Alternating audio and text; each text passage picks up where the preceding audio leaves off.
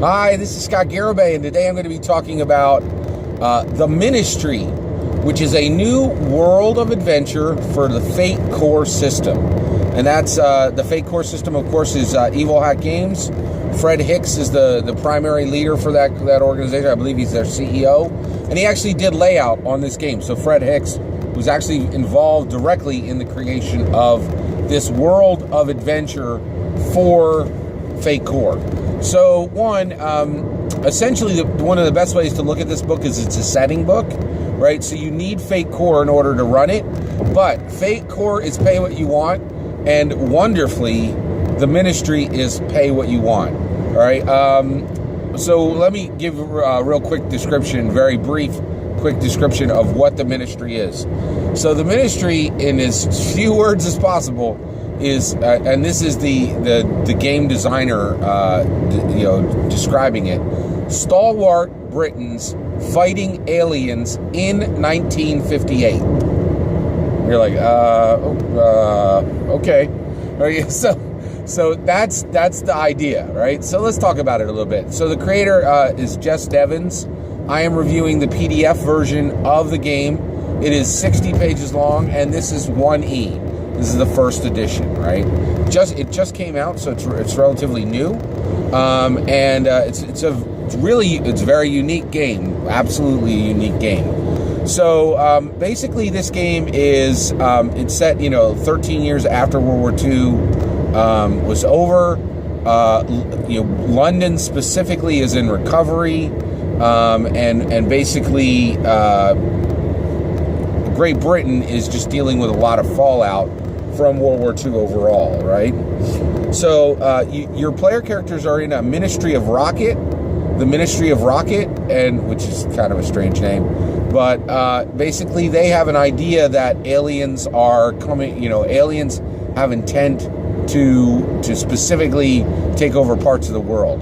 The game has a really interesting. So you play British agents who are stopping this incoming invasion of aliens that are coming to Earth, which is really kind of an unusual, and then also it's got a really very country and crown vibe to it, very, very, very British, right? So who basically people who would really like this would be anybody who would be interested in 007, anybody who is really interested in World War II, anybody. This is right up the alley of the Crown. In fact, I wouldn't be surprised if the Crown was one of the impetuses for this game getting made, and it really looks like it's going for that audience overall. It has a really unique mechanic in it, which is infestation and possession. So infestation by aliens, and we should talk about the aliens first before we talk about it. So the aliens are very amorphous in this game. It's very much choose your own kind, so they can be essentially like ghosts, almost creatures that are going to possess human beings, and so you never really see the aliens. The aliens are just taking control of humans that are on the Earth, so that's one aspect. They can come in the shape of spores that infect humans and then create like creatures out of them. They can be plant-based. There's like there's about a half a dozen constructs, a dozen different ways to build your alien in the game, and the game is structured so that the game master can choose what the construct of the alien threat is, right? And now one of the things I found interesting is, you see this it's really common in television. Right now I'm watching a show called The Crossing, and The Crossing, essentially the enemies look just like the aliens, right? And there's the same thing in Battlestar Galactica. The Cylons can take the shape of humans now, and it's really common in television because it's so cheap, right? So it's kind of a little strange that you would kind of go down that road in an RPG because you don't really have budget constraints in a tabletop role-playing game. It's kind of unusual, right? But let me get back to the infestation and the possession mechanic. So it talks about infesting and possessing cities, non-player characters, and player characters, and it gives you step-by-step like ranks and ladders for how infestation impacts a city, how infestation, would be a problem within a single non-player character, within a single player character, or possession. Like, are they fully possessed? Are they partially possessed? All those kind of things. Like, how much control does the player still have of their character? All those things are mechanically controlled within the game, right? So that's the idea. It really is stalwart Britons fighting aliens in 1958. So here's my review of the game. My review of the game is this is a 3 out of 5 star game. Let's talk about the craft and what it went into build this. So the writing is fantastic. It's extremely well crafted. Solid writing craft throughout. It's easy to follow. It's descriptive. It's concise. One of the things I loved about this game is it's 60 pages long, right? And it shows the absolute power of the Fate Core system, right? And also, just so you're aware, everything that can be run with Fate Core can pretty much be run with Fate Accelerated. So you could easily run this game with Fate Accelerated as well, which is also free, right? Now, it's pay what you want. So I just want to say that so that they, now I paid $0 for this, not because it's not a great game, but I wanted to check it out before I bought it or before I started sending money the author's way, right?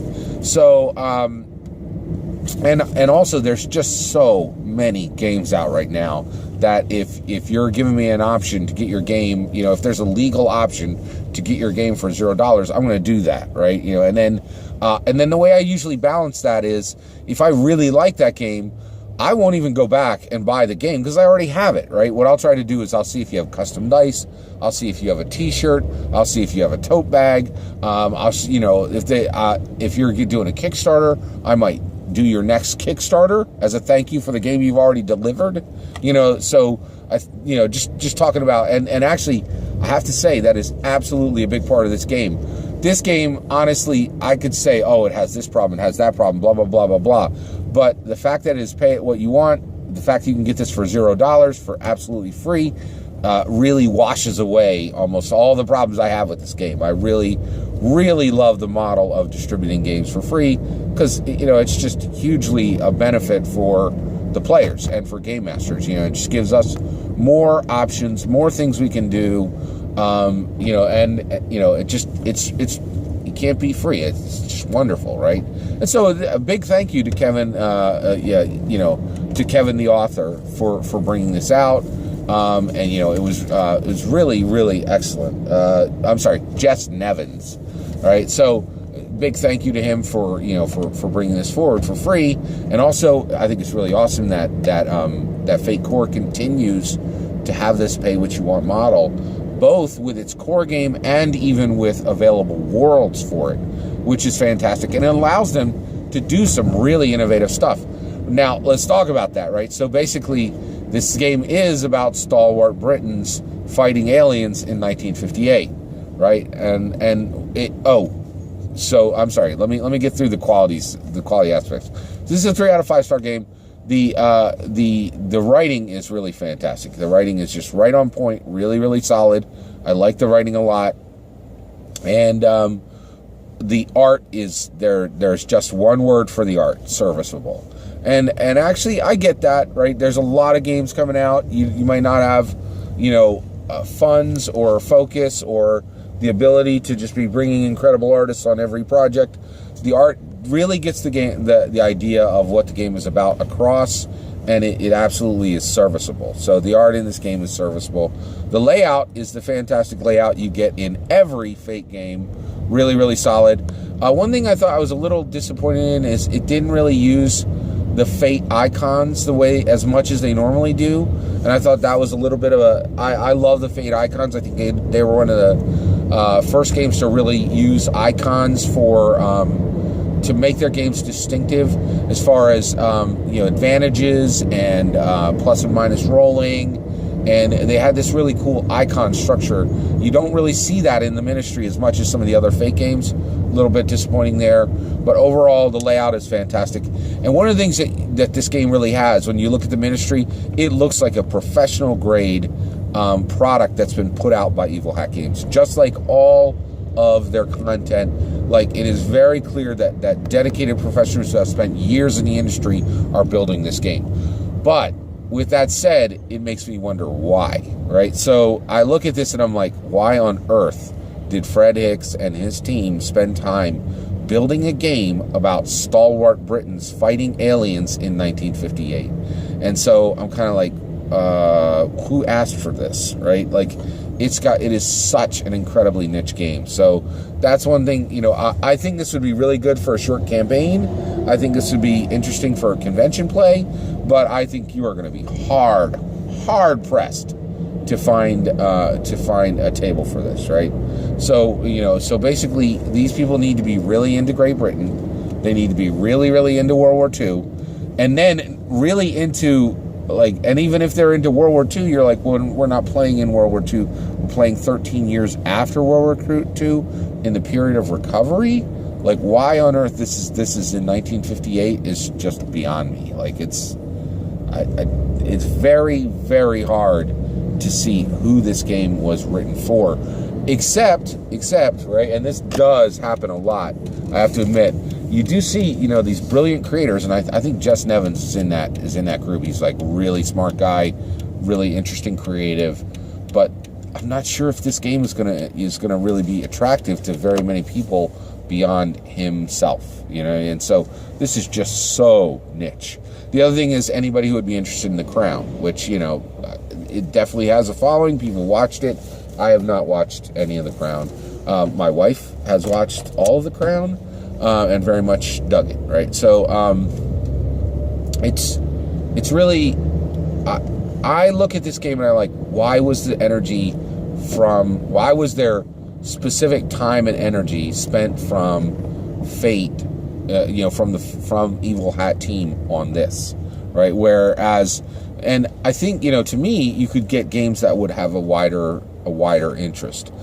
I really love the idea of how powerful, I really like how powerful this game is for showing how quickly you can establish a setting in Fate, right? This is 60 pages. It is a completely playable setting. You have a world.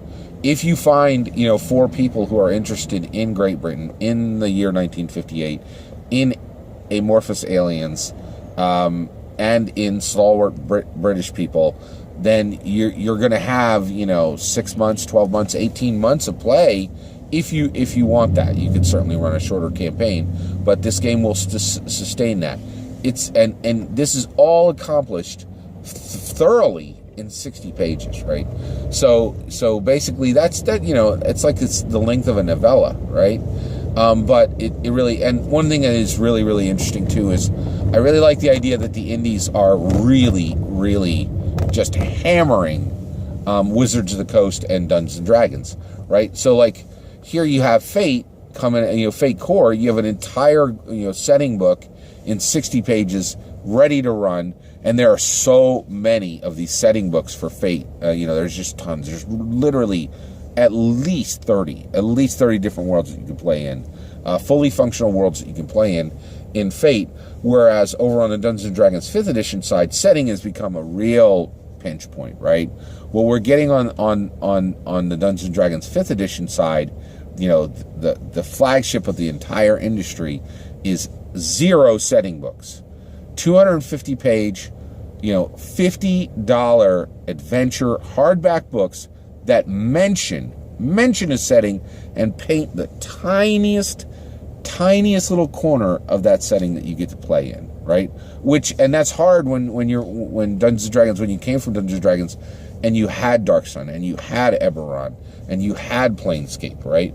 And so I love the idea that Evil Hat's going, well, we'll give you settings. We'll give you all kinds of settings, right? So I think this is really cool. It's really well executed. And the pay what you want model is just absolutely unbeatable. So Jess Nevins has brought out the Ministry 1E 2018. It's a world of adventure for Fate, for the Fate Core system, and specifically this is stalwart Britons fighting aliens in 1958. So 3 out of 5 stars. That's my review for the Ministry. Take care.